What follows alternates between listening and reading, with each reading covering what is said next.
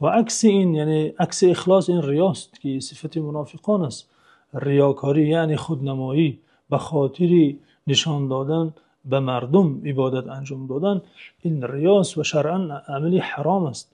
حتی ریا را پیامبر صلی الله علیه و سلم شرک اصغر نامیدند.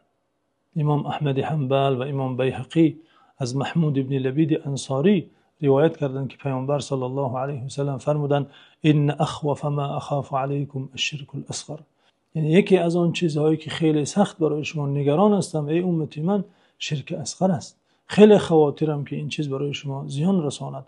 قالوا و ما الشرک الاصغر یا رسول الله، شرک اصغر یعنی شرک خرد چیست ای فرستاده خدا؟ پرسیدند صحابگان.